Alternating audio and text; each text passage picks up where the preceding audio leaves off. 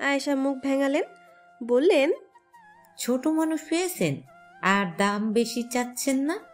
আমিও আছি ওর সাথে, ভালো করে বলুন কত করে কেজি? কিছুক্ষণ দরদাম করে লোকটা 130 টাকা কেজিতে লেবু দিল। পিটার সেই লোকের মাথায় টমেটো ছুঁড়ে এসেছে। এই লেবুর দোকানের পাশেই বসেছিল। ওহিকে দেখে এগিয়ে এসে বলল, আসসালামু আসসালামু আলাইকুম আপু। আসলে আয়েশাকে দেখে ভাবি চেঞ্জ করে আপু বলে সম্বোধন করলো। ওহি তাকালো, উত্তর করলো, ওয়ালাইকুম আসসালাম। কি করছেন আপু? বাজার। ও, উনি আপনার মা? বলেই আয়েশাকে সালাম করলো। আবার ভদ্রমহিলা হেসে উত্তর করে বলল, না, আমি ওর আন্টি। পিটার হেসে বলল, ও, মায়ের বোন? আয়েশা মাথা নাড়িয়ে বলল, না। ও, তবে বাবার বোন। ভদ্রমহিলা একটু বিব্রত বোধ করলো। ওহি এবার বিরক্ত হয়ে পিটারকে ধমক দিয়ে বলল, তোমার বোন, একবার চুপ থাকো। পিটার ঝাড়ি খেয়ে চলে এলো। রঙ্গনকে দেখে তার কাছে গিয়ে দাঁড়ালো, বলল, ভাই, ভাবি আমাকে আন্টির ভাই বানিয়ে নিয়েছে। আমি কি এতটাই পুরো হয়ে গেছি? আয়েশা কোনো কাজে ওহিকে একটু দাঁড় করিয়ে কোথাও একটা গেল। রঙ্গন এই সময়েরই অপেক্ষা করছিল। উত্তর না করে ওহির পাশে গিয়ে দাঁড়ালো। বিশ্রী সিগারেটের কড়া গন্ধ নাকে আসতেই ওহি নাক চেপে ধরে পাশে তাকালো। রঙ্গন ফেলে দিল, কিরে একটা নেই, বাজার করতে এসেছিস? না, নাচতে এসেছি। তো দেখা নাচ। ওহি চোখ রাঙালো। রঙ্গন মৃদু হাসলো, বলল, আমার একটা চিকিৎসা করে দে তো। আমি ডাক্তার নই, ডাক্তারের কাছে যান। একদিন তো হবেই, তাই না? তাই আগে থেকে রোগী দেখার চেষ্টা কর। ওহি উত্তর করে না। রঙ্গন উত্তরের অপেক্ষা করে না, আর একটু দূরত্ব ঘুচিয়ে দাঁড়িয়ে বলল, তোকে বলে যাওয়ার ওষুধ দে। ওহি কিছু বলার আগেই আয়েশা চলে এলো। রঙ্গন পাশ কাটিয়ে চলে গেল। তার আর ওহির উত্তর জানা হলো না। পিটার এক মেয়ের প্রেমে পড়েছে। সারাক্ষণ তার কথা বলে বলে রঙ্গন আর কবিরের মাথা খেয়ে ফেলছে। তাই কবির বিরক্ত হয়ে বলল, শোনো, আমাদের মাথা না খেয়ে সেই মেয়েরে গিয়া মাথা খা। পিটার গাল ফুলিয়ে বলে। কেমনি মাথা খাবো? কবির ভ্রু কুঁচকে বলল, সেই মেয়ে জানে তুই তাকে পছন্দ করিস। না তো, জানি না। তাহলে আর কি হলো? আমি কি করে জানাবো? সামনে গেলেই তো হাঁটু কাঁপে। কবির হাসতে হাসতে 5-6টা কিল ঘুষি মারলো ওর পিঠে। তারপর বলল, এই সাহস নিয়ে প্রেম করবি? পিটার পিঠ ডলতে ডলতে বলে, ধুর, মজা নিস না। বুদ্ধি থাকলে একটা বুদ্ধি দে। কি? কবির কিছুক্ষণ গভীর মনোযোগ দিয়ে চিন্তা করতে শুরু করলো। পিটার পাশে দাঁড়িয়ে হাওয়া করার মতো হাত দিয়ে হাওয়া করছিল। বেশ কিছুক্ষণ পরে বলল, পেয়েছি একটা বুদ্ধি। বুদ্ধি দে। কি বুদ্ধি? তুই চিঠি দিতে পারিস? পিটার থমথমে গলায় বলল। কিন্তু আমি তো লিখতে পারি না। কবির চোখ দিয়ে ইশারা করে রঙ্গনকে দেখালো। রঙ্গন এতক্ষণ ওদের ফাও প্যাচাল শুনছিল আর বসে বসে সিগারেট টানছিল। পিটারের ওর দিকে এগিয়ে আসতে দেখে ও বুঝলো ও কি বলবে। তাই পিটারও হা করে আগেই বলল, ওসব চিঠি ফিরে লিখতে চাইলে তো তোর আগে নিজের জন্য লিখতাম। বিরক্ত করিস না, নিজেরা যা পারিস লিখে দে। পিটার মন খারাপ করে গাছের নিচে বসলো। তা দেখে কবির ছুটে গিয়ে কোথাও থেকে একটা খাতা কলম এনে বলল, আমি লিখে দিছি, সমস্যা নেই, তুই বল। পিটার তো মহা খুশিতে কবিরকে জড়িয়ে ধরে গালে একটা চুমু বসিয়ে দিল। কবির গাল মুছতে মুছতে চোখ রাঙিয়ে উঠতে লাগলো। এসব কি, চলে যাব কিন্তু। না না, যাস না। আমি চুমু দেব না, বস। কবির আবার বসে ইশারা করলো। এবার বলল, প্রিয় চিত্রা, তোমাকে আমি অনেক ভালোবাসি। তোমাকে ছাড়া আমি বাঁচবো? তুমি আমার জীবনের প্রথম প্রেম, আমার প্রথম আশা, আমার প্রথম ভালোবাসা। তুমি আমাকে যদি ভালোবাসো তবে আমি বাপরাজ হয়ে যাব। শোনো, আমাকে হারালে কাঁদতে হবে আড়ালে। তোমার জন্য আমি আকাশের ছাদ তুলে আনতে পারি যদি একবার বলো ভালোবাসো। তোমার জন্য আমি সমুদ্রে সমুদ্রে ঝাঁপ দিয়ে মুক্তা এনে দিতে পারি জাস্ট একবার বলো ভালোবাসো। তোমার জন্য আমি রাজপ্রাসাদ বানাতে পারি, শুধু একবার বলো ভালোবাসি। আমার অনেক কিছুই লিখতে মন চায়, শুধু শুধু আমার বন্ধুর কষ্ট হবে জন্য লিখলাম না। শেষে তোমার জন্য একটা প্রেমের গান। তুমি আমার এমনই একজন, যারে এক জনমে ভালোবেসে ভরবে না এমন, এক জনমের ভালোবাসা, এক জনমের কাছে আসা। ইতি তোমার মিটার। চিঠিখানা লেখা শেষ করে রাজা জয়ের হাসি হাসলো কবির। পিটার খুশি হয়ে আবারও তার গালে একটা চুমু দিল। কবির রেগে দাঁড়িয়ে ধরতেই সেই চিঠি নিয়ে দৌড়। ওকে চিঠি নিয়ে চলে যেতে দেখে রঙ্গন রসকসহীন গলায় বলল, ওর পিছু পিছু যা, তোর যে বানার লেখার চেরি না, ও মাঠটার গেলে আবার নিয়ে আসতে হবে তো। রোজা যেমনভাবে এসেছিল তেমনভাবে চলেও গেল। আর অল্প কিছু রোজা বাকি। এর মধ্যে আর রঙ্গনের সাথে তার তেমন কোনো ভাবে দেখা হয়নি। হবে কিভাবে, সে তো সময়ই পায়নি। এখন আবার একটা টিউশনি নিয়েছে। যদিও রোজার মাসে যাওয়া কষ্ট, কিন্তু ঈদের পরে তার স্টুডেন্টের পরীক্ষা, তাই আর না করেনি। সময় বের করে নিয়েছে। একদম সকাল সকাল পড়াতে যায়। রঙ্গন ওহিদের পাড়ার মোড়ে গিটার নিয়ে বসে আছে। একাই আছে আজ, আর সঙ্গে তার চেলাপেলাদের নিয়ে আসেনি। গুনগুন করে গান গাইছিল আর ওহির জন্য অপেক্ষা করছিল। তার অবশ্য কারণ আছে। আজ 26শে মার্চ, ওহির জন্মদিন। ওহি আজ ঘুম ভেঙেছে রঙ্গনকে স্বপ্ন দেখে। স্বপ্নে দেখেছে রঙ্গন আজ গিটার নিয়ে মোড়ে দাঁড়িয়ে থাকবে। সত্যি সত্যি হলো তাই। মোড়ের মাথাতেই তাকে দেখলো। মাথা নিচু করে পাশ কাটিয়ে চলে গেল। কিন্তু আশ্চর্যের বিষয় হচ্ছে রঙ্গন তাকে ডাকেনি। সে তার মতো গান গাচ্ছে। আমার ভিনদেশি তারা একা রাতেরই আকাশে, তুমি বাজালে এক তারা আমার চিলে কোঠার পাশে, ঠিক সন্ধে নামার মুখে তোমার নাম ধরে কেউ ডাকে, মুখ লুকিয়ে কার বুকেতে তোমার গল্প বলো কাকে। আমার রাত জাগা তারা তোমার অন্য পাড়ায় বাড়ি, আমার ভয় পাওয়া চেহারা আমি আদতে আনারি। ওহি অবাক হয়। রঙ্গন তাকে ডাকলো না। কেন ডাকলো না? দেখেনি নাকি? আর গিটার ছাড়াই তো গান গায়, তবুও মাঝে মাঝে এটা নিয়ে ঘুরে কেন? এটা তার মাথায় আসে না। মনে বেশ কিছু প্রশ্ন এলো। এগুলোই চিন্তা করতে করতে হাঁটছিল। তাদের এই রাস্তায় বেশি সকালে গাড়ি পাওয়া যায় না। একটু হাঁটতে বড় রাস্তার মোড়ে গিয়ে নিতে হয়। তার চিন্তার মধ্যে কারো পায়ের শব্দ পেল। ওহি ঘাড় ঘুরিয়ে তাকালো। রঙ্গন হাঁটছে, তবে ওর দিকে তাকাচ্ছে না। পেছনে গিটার লাগিয়ে দু হাত পকেটে রেখে সামনে তাকিয়ে হাঁটছে। আবার করা আরেকটা বিষয়, আজ তার হাতে সিগারেট নেই। এতগুলো বছরে কখনো সিগারেট ছাড়া দেখেছি কিনা মনে করতে পারল না। রঙ্গন সামনের দিকে তাকিয়ে বলে উঠল, দেখা শেষ? ওহি চমকে উঠল। সে যে এইভাবে তার দিকে তাকিয়েই চিন্তায় ডুবে গেছিল বুঝতে পারেনি। ঘাড় ঘুরিয়ে আবার তাড়াহুড়া করে পা চালালো। কিন্তু যেটাকে ওহি তাড়াতাড়ি পা চালানো মনে করলো সেটাকে রঙ্গন স্বাভাবিক ধাপ বলে মনে হলো। তার থেকে উত্তর না পেয়ে আবারও শুধাই। আজ তোর পয়দা দিবস। ওহি বিরক্ত হয়। দাঁতে দাঁত পিষতে পিষতে উত্তর করে, প্রতিবার এই দিনে একই কথা কেন জিজ্ঞাসা করেন? জানেন না নাকি ভুলে যান? রঙ্গন সে কথার উত্তর করে না। প্রশ্ন ঘোরায় বলে, রোজা আছিস? অবশ্যই আছি। আমি কি আপনার মতো? হতে চাইলেও পারবি না। আমি হতেও চাই না।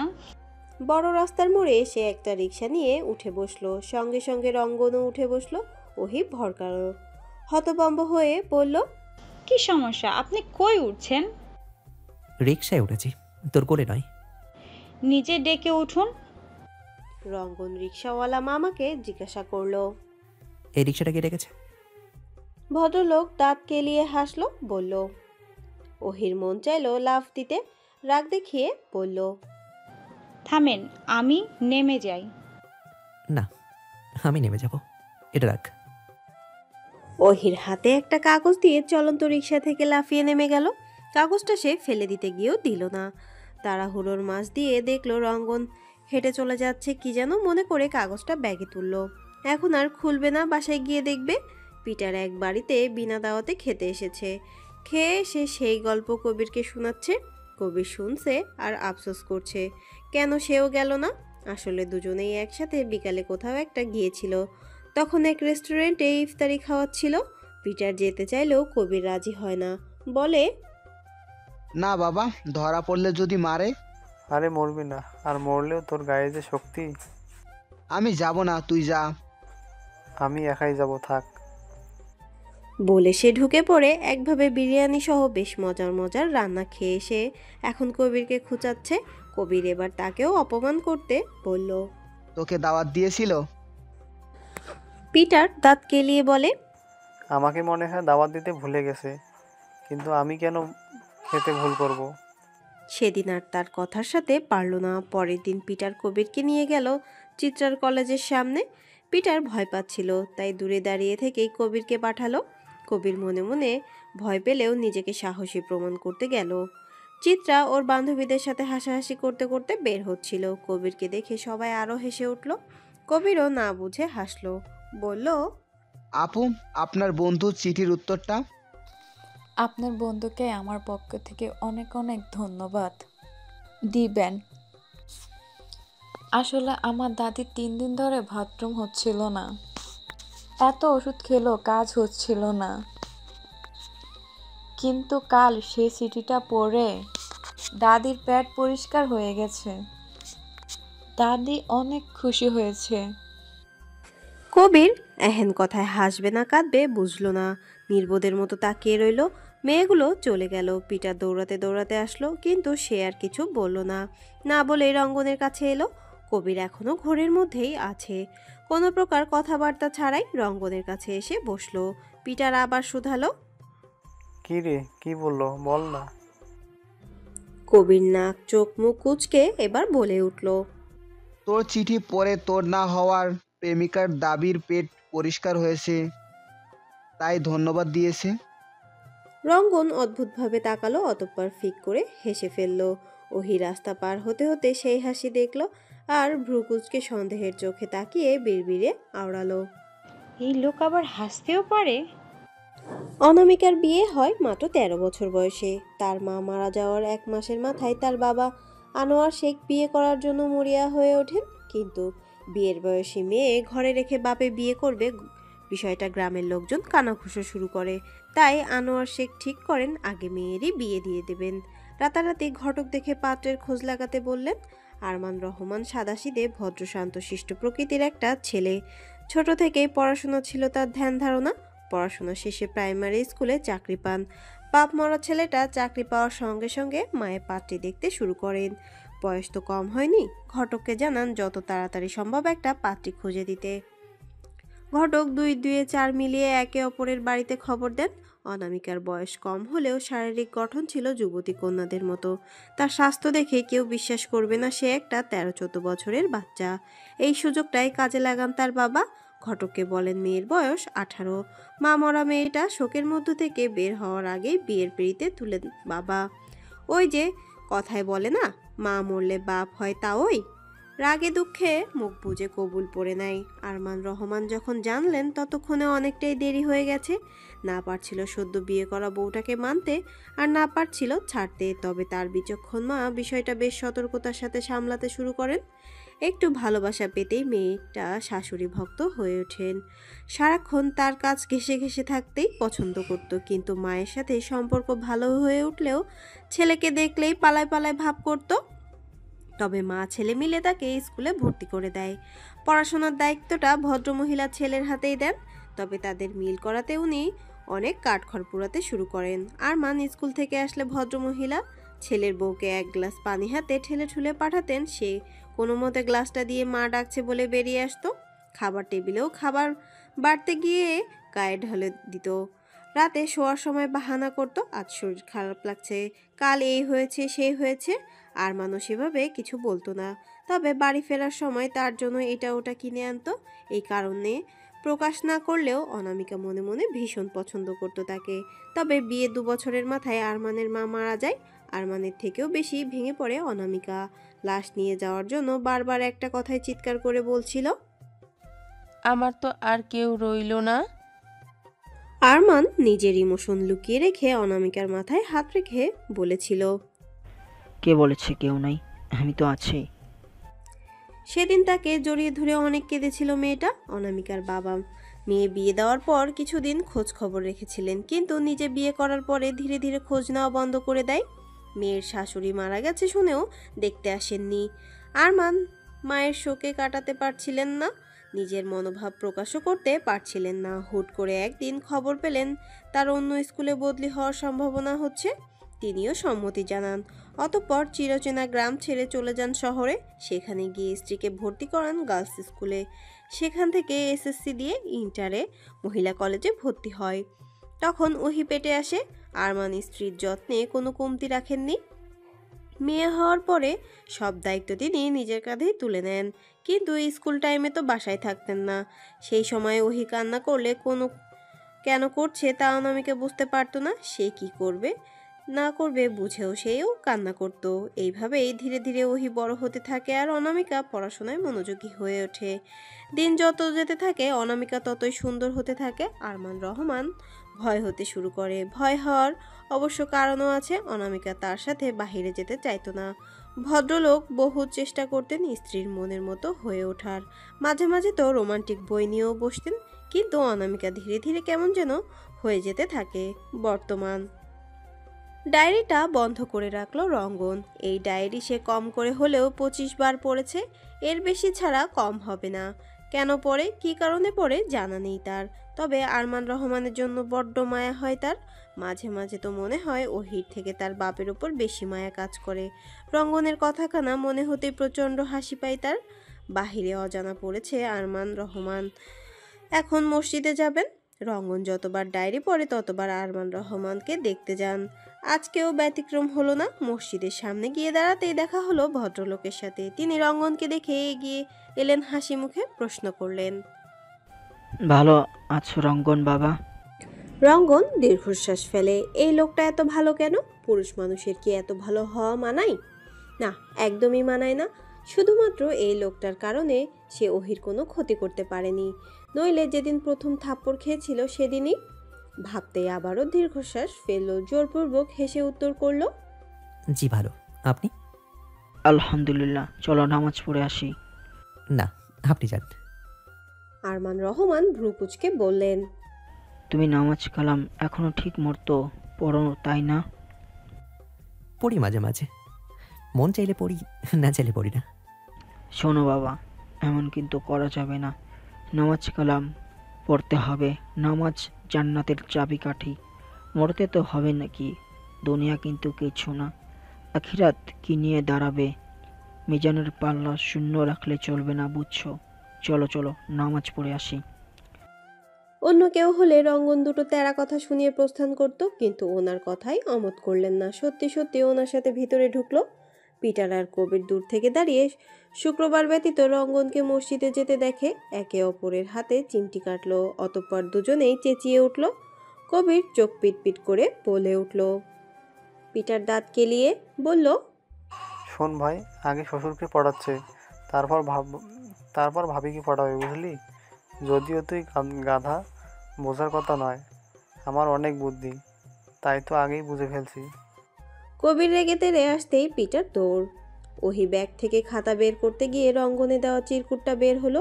বাসায় এখন বাবা নেই, তাই ওটা হাতে নিয়ে বারান্দার দোলনায় গিয়ে বসলো। চিরকুটটা খুলতেই লেখা ঝাপসা লাগছিল। ওহির মনে পড়লো চশমা আনেনি। চিরকুটখানা দোলনায় রেখে চশমা আনতে রুমে ঢুকলো।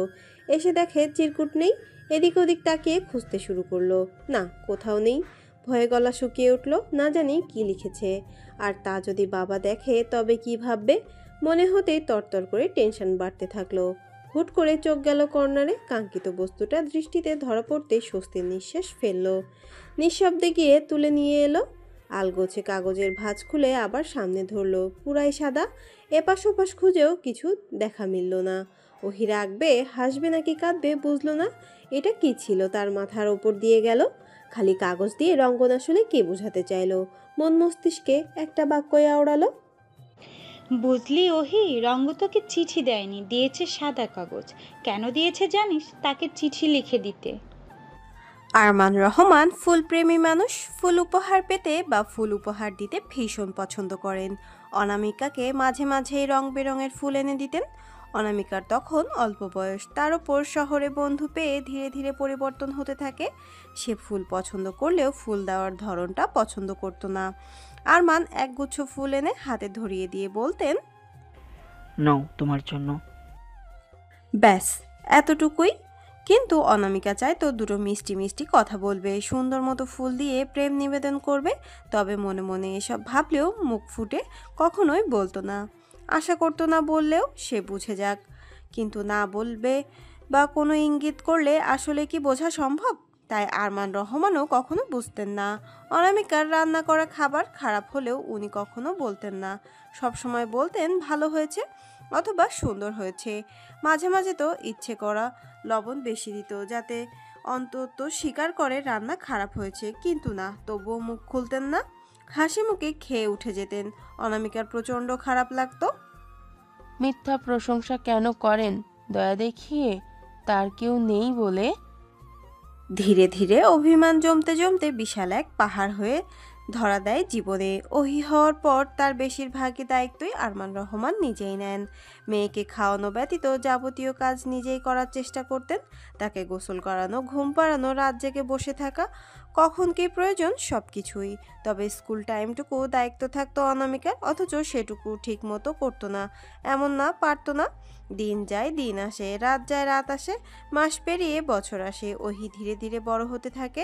বাচ্চারা সাধারণত প্রথমে মা বলা শেখে, অথচ ওহি প্রথম বাবা বলা শেখে। ছোট্ট থেকেই সে বাবা বলতে পাগল। কোনো ভুল করলেই অনামিকা ধরে ধরে মারতো, যা মোটেও পছন্দ করতেন না ওহির বাবা। একদিন ফ্লোরে পানি ফেলার জন্য জোরে একটা থাপ্পড় মারেন মেয়েকে, যা দেখে প্রচণ্ড রেগে যায় আরমান রহমান। তিনিও স্ত্রীকে থাপ্পড় মারার জন্য হাত তুলতে, কিন্তু মাঝপথে কিছু একটা ভেবে ছেড়ে দেন। জোরে জোরে শ্বাস টেনে রাগ কন্ট্রোল করে বলেন, খবরদার, আমার মেয়ের গায়ে হাত দিবে না। অনামিকা আরো রাগ হয়। সেও রাগ দেখিয়ে বলে, তবে কি করবেন? মারবেন আমায়?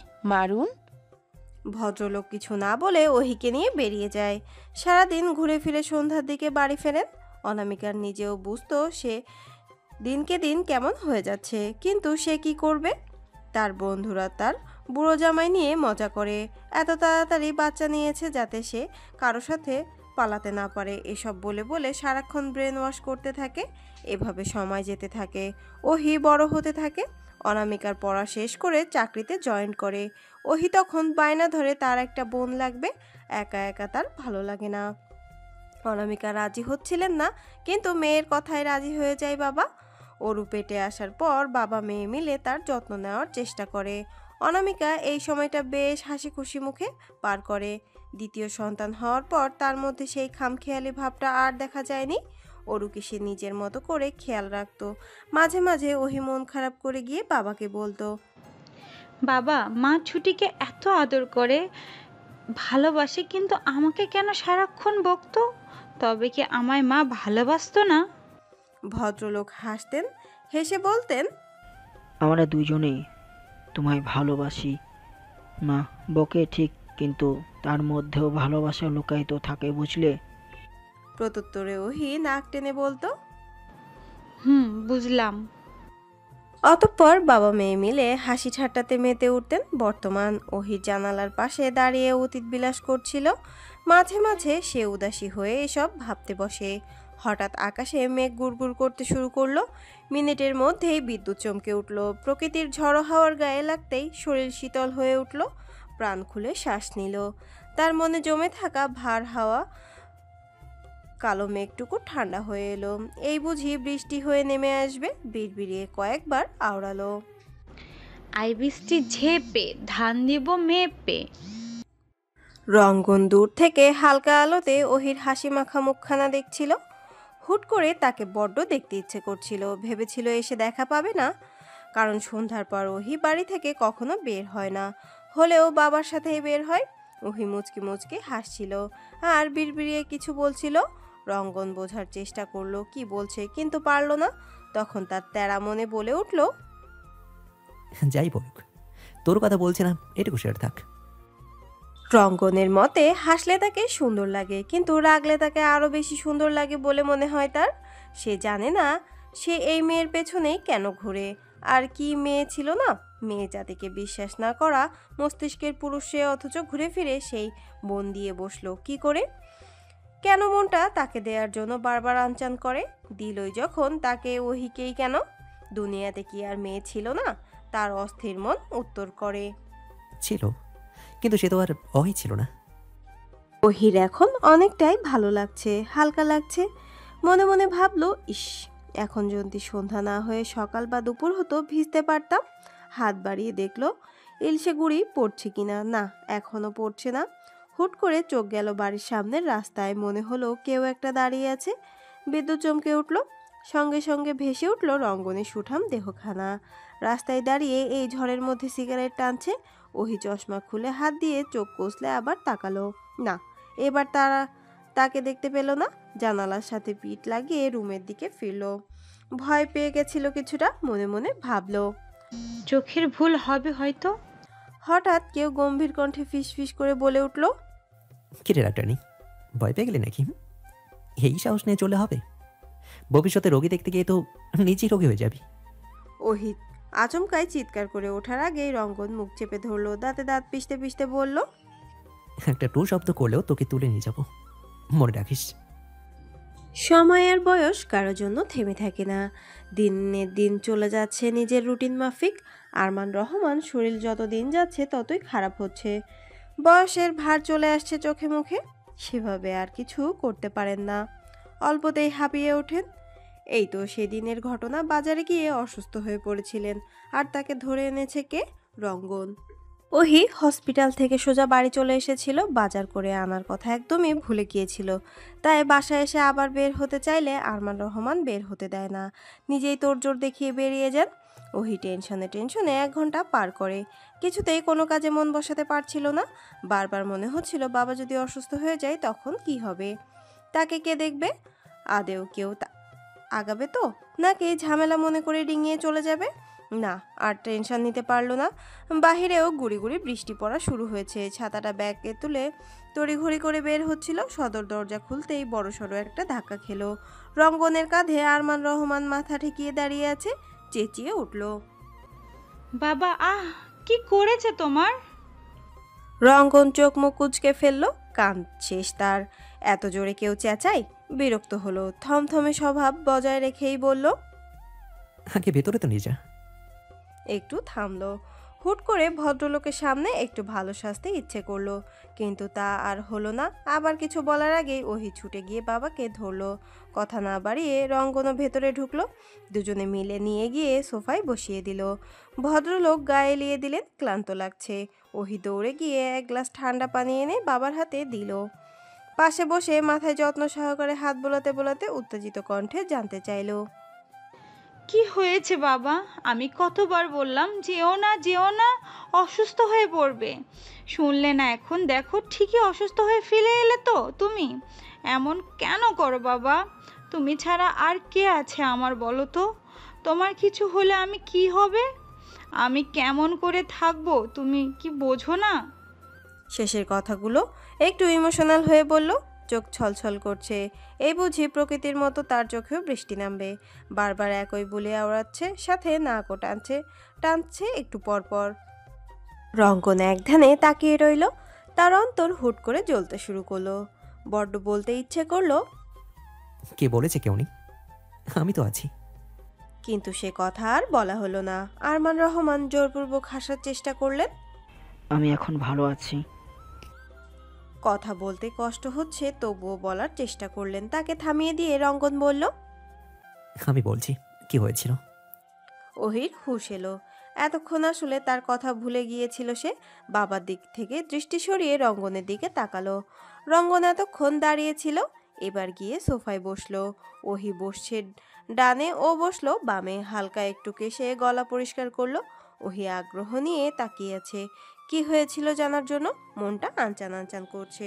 রঙ্গন বেশ কিছুটা সময় নিয়েই বলল, এক গ্লাস পানি হবে? ওহির মেজাজ গরম হয়ে গেল। এই লোক এত খারাপ কেন? এই মুহূর্তে কেউ পানি চাই, ইমোশনাল বোঝে না। মন্ডাই চাইছে তুলে একটা আছাড় মারতে, কিন্তু ভদ্রতা বজায় রাখতে কিছু বলল না। তারপরে আবার বাবা উপস্থিত আছে। উঠে বিড়বিড় করতে করতে গিয়ে এক গ্লাস পানি নিয়ে এলো। রঙ্গন হাত বাড়ালো নেওয়ার জন্য, তবে ওহিতা হাতে দিল না। ট্রি টেবিলে রেখে আবার গিয়ে একই স্থানে বসলো। রঙ্গন কিছু বলল না, স্বাভাবিকভাবে পানি নিয়ে অর্ধেক খেলো। ওহি এখনো তাকিয়ে আছে। রঙ্গন দেখলো ওহির বাবা চোখ বন্ধ করে আছে। মুচকি হাসলো। গ্লাসে থাকা অর্ধেক পানি দেখিয়ে ইশারা করলো। খাবি? ওহি দৃষ্টি সরিয়ে ফেললো। তা দেখে সে আবারও হাসলো। বলল, হুট করে গরমে অসুস্থ হয়ে পড়েছিলি, আমি সেখানেই ছিলাম। একা আসতে পারবি না জন্য আমি দিয়ে গেলাম। ওহির দ্বিতীয়বারের মতো একটু ভালো লাগলো না। রঙ্গন খারাপ হলেও একটু ভালো আছে। মুচকি হেসে বলল, ধন্যবাদ আপনাকে। রঙ্গন উঠে দাঁড়ালো। আরমান রহমান তাকে কিছু নাস্তা করে যেতে বলল, কিন্তু রঙ্গন রাজি হলো না। কাজ আছে বলে দ্রুত বেরিয়ে পড়ল। তার পিছু পিছু ওহিও আগালো দরজা দিতে। রঙ্গন দরজা থেকে বেরিয়ে আবার ঘুরে দাঁড়ালো। বলল, এখন থেকে কবির বাজার করতে যাবি? ওহি হা করেছিল। মানা করে দেবে তার আগে রঙ্গন হাওয়া। এটা কেমন স্বভাব? কথা বলে কথা না শুনে চলে গেল। ওহি মাঝে মাঝে অবাক হয়ে যায়। এর মনে আসলে কি চলে বোঝা দেয়। দরজা লাগিয়ে বাবাকে গিয়ে ঘিরে দিয়ে ঘরে দিয়ে এলো। একটু রেস্ট নেওয়ার দরকার তার, তবে দিয়ে চলে আসলো না। মাথার কাছে বসতেই হাত বোলাতে লাগলো। একটানা আধা ঘন্টা এভাবে বসে থাকায় চোখটা লেগে এলো। আর তখনই রঙ্গনের চেহারাটা চোখের সামনে ভেসে উঠল। সঙ্গে সঙ্গে চোখ খুলে ফেললো। বিড়বিড়িয়ে বলে উঠল, এতদিন তো বাস্তবে জ্বালাতো, হুট করে স্বপ্নে এসে কি করে হানা দিল? ওহি এখন ইন্টার্নি করছে। ব্যস্ততার ফাঁকে ফাঁকে নাও খাওয়া ভুলেও কোথাও একটুখানি শূন্যতা অনুভব করছিল। কিসে শূন্যতা ঠিক ঠাউরও করতে পারছে না।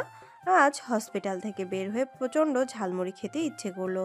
ওহি তার মনের কথা শুনলো। ফুটপাতের রাস্তা ধরে ঝালমুড়ি খাওয়ার উদ্দেশ্যে, কিন্তু মন চাইলেও কপাল বুঝি চাইল না। তাই প্রিয় ঝালমুড়ির দোকানটা আজ আসেনি। বিষয়টা মনে ভীষণভাবে বিষণ্ণতায় ছায়া টানলো। ঝড় বৃষ্টি তুফান যাই হয়ে যাক না কেন, বয়স্ক লোকটা কখনো দোকান অফ রাখে না। হঠাৎ মস্তিষ্কে কড়া নাড়ল। ঝালমুড়ি দাদু অসুস্থ নয় তো? মস্তিষ্কের কড়া নাড়া বাক্যটাই সত্য প্রমাণ পেল পাশের এক মুদির দোকানের থেকে। ভদ্রলোক জানালেন বয়স্ক লোকটা 15 দিন যাবৎ আসে না। তারও মায়া লাগায়। 1 সপ্তাহ আগে দেখতে গিয়েছিলেন, আসছে না কেন। সেখানে গিয়ে জানতে পারেন তিনি প্রচণ্ড অসুস্থ। তার অসুস্থতার খবরের থেকে বেশি পীড়া দিয়েছে ঘরে এক কানাকড়িও নেই। তার শিক্ষিত 2 ছেলেকে খবরও দিয়েও কেউ দেখতে আসে না, তো দূর 2 পয়সাও পাঠায়নি। মনে প্রচণ্ড ঘৃণা চলে সেই 2 সন্তানের জন্য। ওরা কি মানুষ? ওহি দোকানের থেকে ঠিকানা নিয়ে নিজেই চলল। যাওয়ার আগে চাল ডাল সবজি সহ অল্প স্বল্প কিছু ফলমূল নিল। টাকার পরিমাণ কম থাকায় বেশি করে কিছু নিতে পারেনি, তাই আবার আসবে বলে ঠিক করলো। ওহি রাস্তা ভুল করে ফেলেছিল, তাই যেতে যেতে বেশ অনেকটাই দেরি হয়ে গেল। কিন্তু বাড়ি পাবার সঙ্গে সঙ্গে স্বস্তির নিঃশ্বাস ফেলল। বসে পুরনো দিনের একতলা একটা বাড়ি। দরজা জানালা সব ভেঙে গিয়েছে। দেওয়ালে সিমেন্টে ঝরে ঝরে লাল ইটের অংশ বেরিয়ে পড়েছে। বাড়িটার ওপরও ভীষণ মায়া লাগলো। ওহি মনমরা হয়ে দরজার কাছে গিয়ে দাঁড়ালো।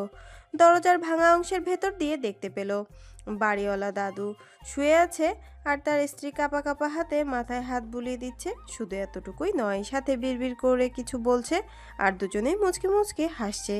ইস, কি সুন্দর চোখ শীতল করা দৃশ্য। ওহি এ দৃশ্য দেখার আগ অব্দি মনে হচ্ছিল ওনারা ভীষণ দুঃখী মানুষ, কিন্তু এখন মনে হচ্ছে ওনারা সব থেকে সুখী মানুষ। মুখ থেকে অটোমেটিক বেরিয়ে এলো, মাশাল্লাহ মাশাল্লাহ। হুট করে মনে হলো শেষ বয়সে হলেও তার বাবা মা যদি এক হতো কতই না সুন্দর হতো। সব মান অভিমান ভুলে তাদের সুন্দর একটা সংসার হতো। সে 2 চোখ ভরে দেখতো। এগুলো ভাবতেই মুচকে হাসলো। অতঃপর দরজায় নক করলো। আসসালামু আলাইকুম দাদু, আসবো? আচমকা কারো কণ্ঠ, দুজনেই কিছুটা চমকে উঠল। জানতে চাইলো কে? বৃদ্ধা চিনলেন, অস্পষ্ট সুরে বললেন, ভিতরে এসো দাদু। ওহি ভেতরে গেল, হাতের জিনিসগুলো বৃদ্ধার স্ত্রীর হাতে ধরিয়ে দিল, বলল, আপনাদের জন্য। তিনি চমৎকার হেসে জিনিসগুলো নিল। চোখ মুখ দেখে বোঝা যাচ্ছে প্রচণ্ড খুশি হয়েছেন তিনি। ওহি যতবার বৃদ্ধাকে দাদু বলে সম্বোধন করে তার থেকে দ্বিগুণ বার সে সম্বোধন করে। বৃদ্ধার স্ত্রী ছুটে গিয়ে একটা প্লাস্টিকের পুরাতন চেয়ার এনে দিল। ওহি চমৎকার হেসে বসলো, জিজ্ঞাসা করলো, এখন কেমন আছেন দাদু? আলহামদুলিল্লাহ, এই তো ভালো। তুমি ভালো আছো তো দাদু? আলহামদুলিল্লাহ। ভালো না থাকলে কি আর দেখতে আসতে পারতাম?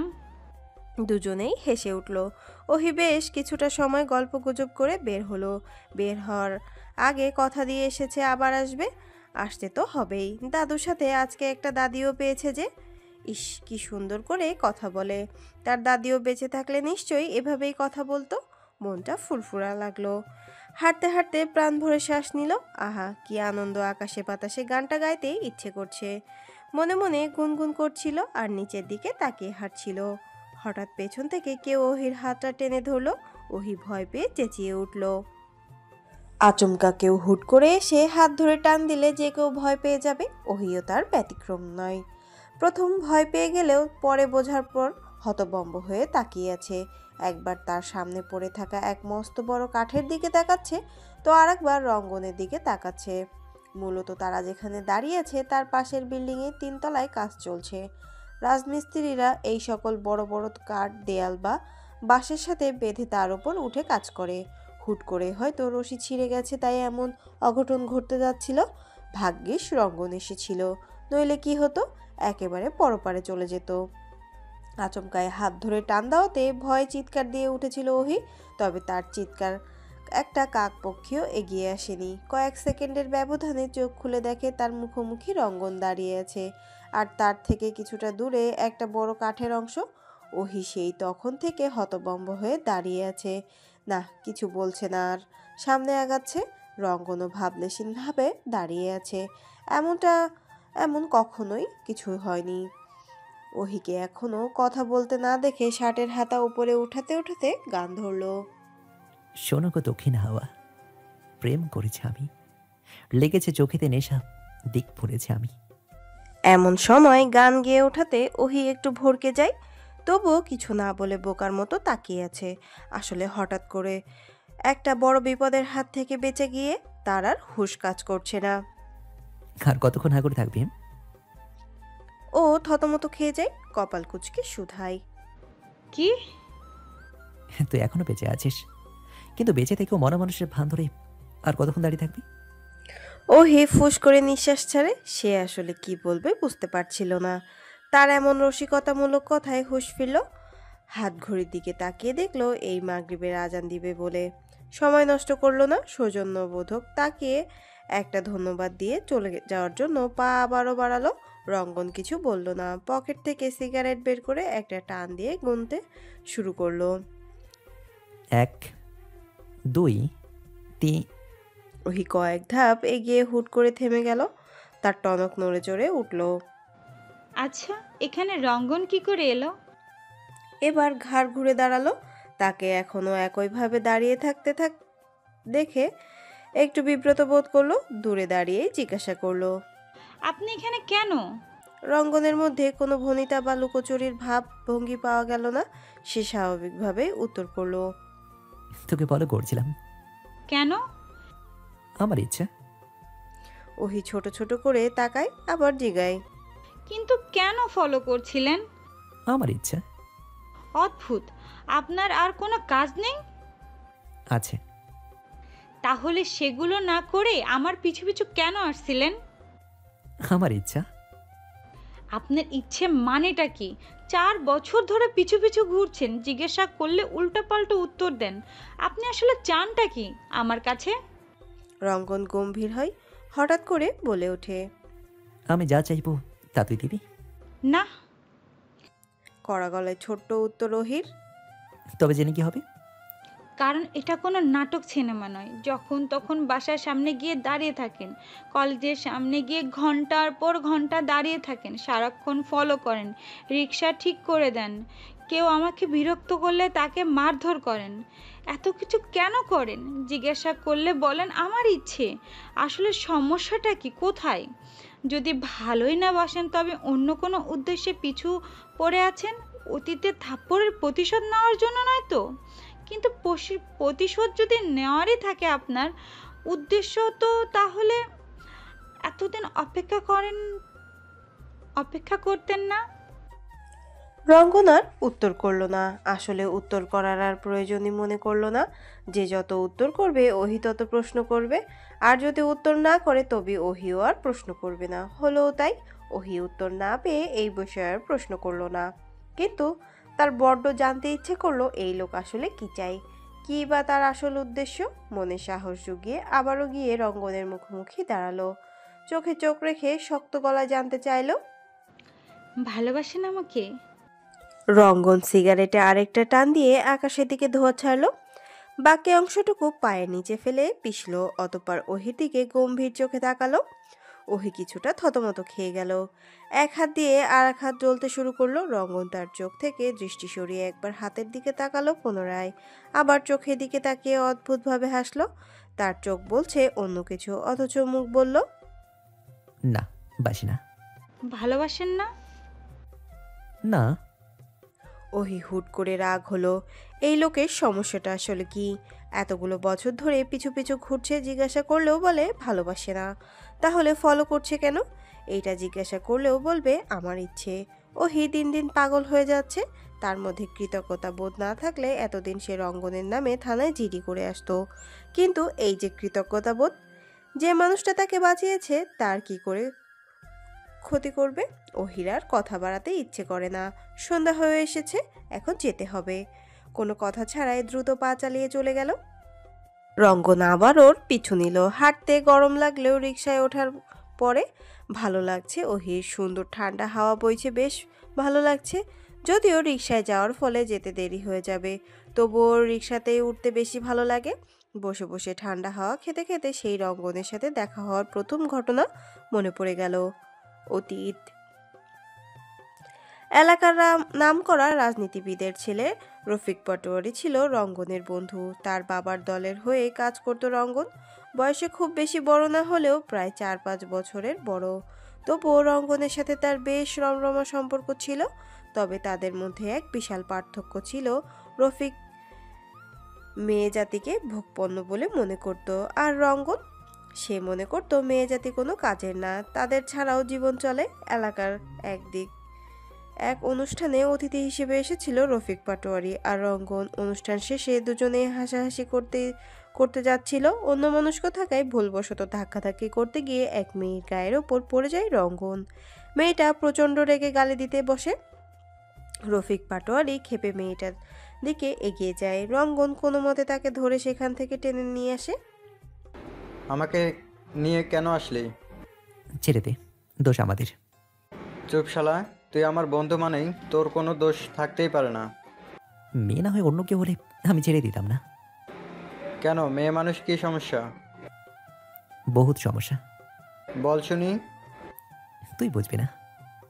রফিক সে কথায় হাসে। রঙ্গনের থেকে চোখ সরিয়ে এক মেয়ের দিকে বাজেভাবে তাকায়। দূর থেকে তাদের এই সকল কর্মকাণ্ডই ফলো করছিল ওহি। হুট করে তার দিকে এমন দৃষ্টি দেওয়াতে গা গুলিয়ে উঠল তার। তাড়াহুড়া করে উল্টো দিকে ঘুরে দাঁড়ালো। বাবার সাথে অনুষ্ঠান দেখতে এসেছিল। হুট করে আইসক্রিম খেতে চাইলে আরমান তাকে রাস্তার একপাশে দাঁড় করিয়ে পাশের দোকানে আইসক্রিম আনতে যায়। এই নে মা তোর আইসক্রিম। ওহি এক হাতে আইসক্রিম ধরে আর এক হাত দিয়ে বাবার হাত শক্ত করে ধরে তাদের পাশ কাটিয়ে চলে যায়। তবে সেদিনের পর যতবার ওহি তাদের দেখেছে ততবারই কোনো না কোনো বাজে পরিস্থিতিতে দেখেছে। এই তো গতকালই আবার ওহি শপিং মলে এসেছিল বাবার জন্য কেনাকাটা করতে। আজকে বাবাকে সঙ্গে আনেনি, একাই এসেছে। ঘুরে ফিরে দরদাম করে বাবার জন্য জিনিসপত্র কিনলো। বেরিয়ে আসার সময় আন্টির কথা মনে পড়লো। হুট করে ইচ্ছা করলো তার জন্য কিছু নিয়ে যাওয়ার। প্রতিবেশী হয়ে ভদ্রমহিলা বেশ ভালোবাসে তাকে। সুযোগ পেলে তার জন্য এটা ওটা কিনে নিয়ে যায়। তারও আজকে হুট করে ইচ্ছে করলো কিছু দিতে। শপিং মলে নিচে একতলা আর দোতলা জুড়ে সব ছেলেদের জিনিসপত্র, আর 3-4 তলায় মেয়েদের।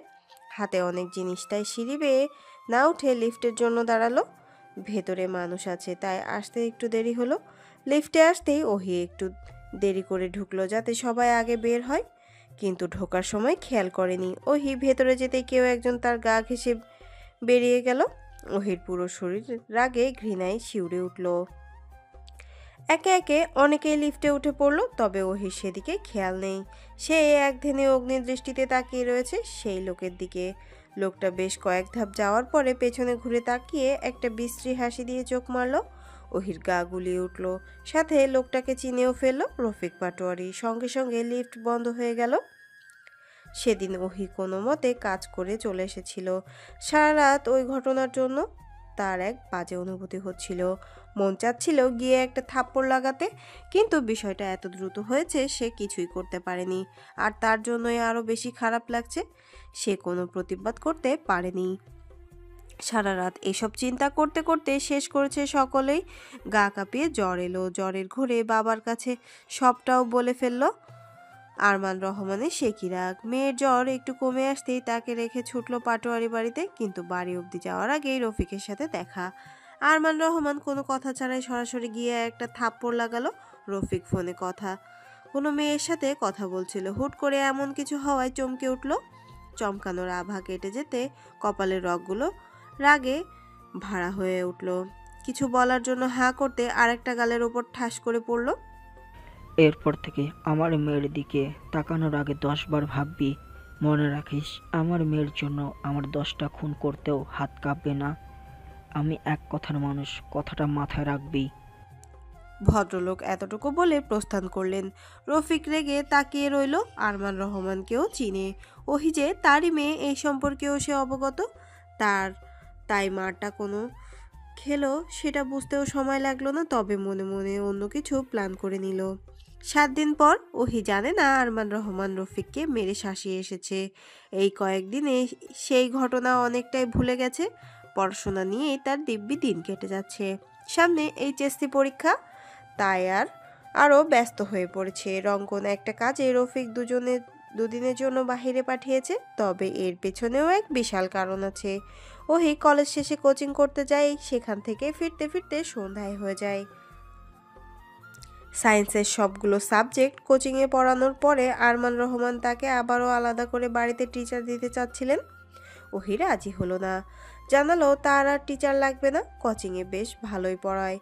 আজকে কেমিস্ট্রির টিচার পড়াতে পড়াতে সন্ধ্যা লাগিয়ে দিয়েছে। যেহেতু লাস্ট ক্লাস এটা, তাই তাড়া দেওয়ারও কেউ নাই। ওহি ছুটির পর ব্যাগপত্র নিয়ে বের হলো। তার বন্ধু বান্ধবরা একের পর এক নিজেদের গন্তব্য ধরলো। মাগরিবের আজান পড়ে চারিদিকে কেমন নিস্তব্ধ হয়ে গেছে। ওহির কিছুটা ভয় লাগছিল। তার ব্যাগে হাত দিয়ে ফোন বের করার চেষ্টা করলো, কিন্তু দুঃখের বিষয় আজ সে ফোন আনেনি, ভুলে গেছে। উপায় না পেয়ে জোরে জোরে পা চালালো। এখান থেকে আর কয়েক মিনিট হাঁটলেই বড় রাস্তা, সেখানে সব সময় মানুষজন থাকে, আর ভয় লাগবে না। কিন্তু ওহি যত আগাচ্ছিল তার ততই মনে হচ্ছিল কেউ তাকে ফলো করছে। ভয়ে ভয়ে পেছনে তাকাতেই গিয়ে একজন মুখ চেপে ধরল। আরমান রহমান নামাজ শেষ করে বাড়ি ফিরলেন। গেটে চাবি এখনো ঝুলছে। তার মনে ওহি আসেনি। মেয়েকে ফোন দিলেন, কিন্তু ড্রয়িং রুমে ফোন বাজছে। বুঝতে বাকি রইল না ফোনটা সাথে নেয়নি। এটা যে কি করে! কোচিংয়ের এক টিচারের কাছে ফোন লাগালেন। তিনি জানালেন আজকে ছুটি দিতে একটু দেরি হয়েছে। আরমান রহমান ঠিক আছে বলে কল কাটলেন। মেয়েটা ভয় পেতে পারে, তাই যেভাবে ছিলেন সেভাবেই কোচিংয়ের উদ্দেশ্যে বেরিয়ে পড়লেন। পুরো রাস্তা চোখ বোলাতে বোলাতে গেলেন যাতে ওহিকে দেখলে ডাক দিতে পারেন, কিন্তু না, রাস্তার কোথাও তার সাথে দেখা হলো না।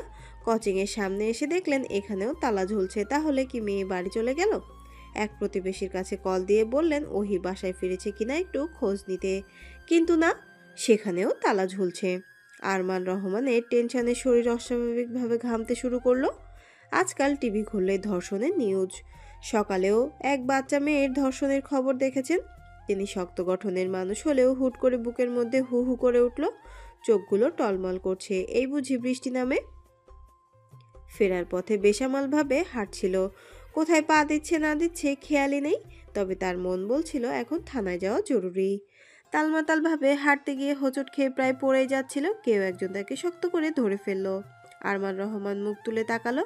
রঙ্গন তাকিয়ে আছে। কৌতূহলী সেই দৃষ্টি সোজা করে দাঁড় করালো। ভদ্রলোক রঙ্গনকে দেখেই শক্ত করে জড়িয়ে ধরলো। শক্ত খোলসের ভেতরে থাকা নরম আবরণটা বেরিয়ে এলো। কেঁদে ফেললেন। অস্পষ্ট সুরে বললেন, রঙ্গন বাবা, আমার মেয়েকে আমি পাচ্ছি না। ভালোভাবে কোচিংয়ে এসেছিল, কিন্তু এখানে সে এখনও বাড়ি ফেরেনি, ফোনটাও সাথে নেয়নি।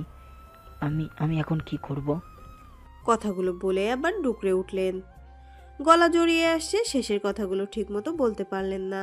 রঙ্গন অবাকের চরম পর্যায়ে। এই মানুষকে ছোট থেকে চেনে, কখনোই হাসি মুখ ছাড়া দেখেনি। সেই চোখে মুখে দুশ্চিন্তা, ভয় আর কষ্টের ছাপ সে মানতে পারছিল না। বুকের মধ্যে মনে হচ্ছিল কেউ ছুরি আঘাত করছে।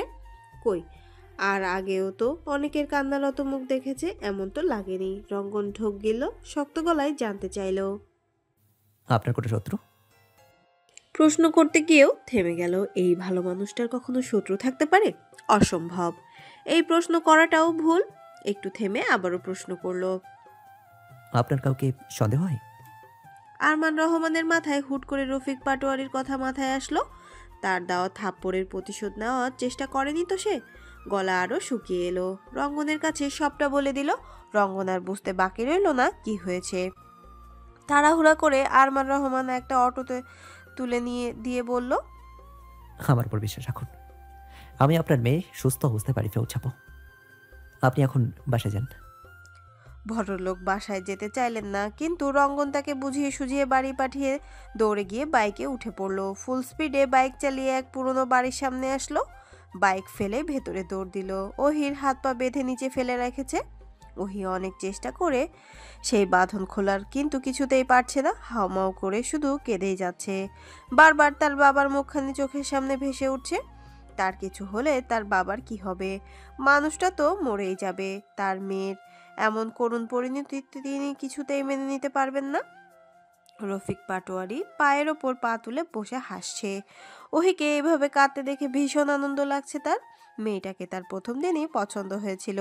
ভেবেছিল প্রেমের প্রস্তাব দেবে, কিন্তু না, তার আগেই তার বাবা সব ভেস্তে দিল। হাসতে হাসতে গিয়ে ওহির পায়ের কাছে গিয়ে বসলো। পায়ে আলতো করে স্পর্শ করতে ওহি জড়সড় হয়ে গেল। মুখ বেঁধে রেখেছে, তাই কিছু বলতেই পারছিল না। কিন্তু হুট করে মুখের বাঁধন খুলে দিল। ওহি কাশতে শুরু করলো। রফিক হাসতে হাসতে বলল, তোর গায়ে একটু স্পর্শ লাগতেই তোর বাবা আমাকে থাপ্পড় মেরেছিল, কিন্তু আজ কি করবে? ওহি অবাক হলো।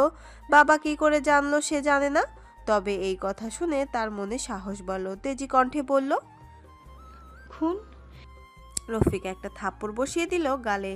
এই বাপের মতো তেজ দেখে মাথায় রক্ত চড়ে গেল। আজকে যদি তাদের সব তেজ না শেষ করে, তবে তারও নাম রফিক পাটোয়ারি নয়। ওহির ওড়নার দিকে হাত বাড়ালে সে থুতু দিল মুখে। রফিকের গা ঘিনঘিন করে উঠল।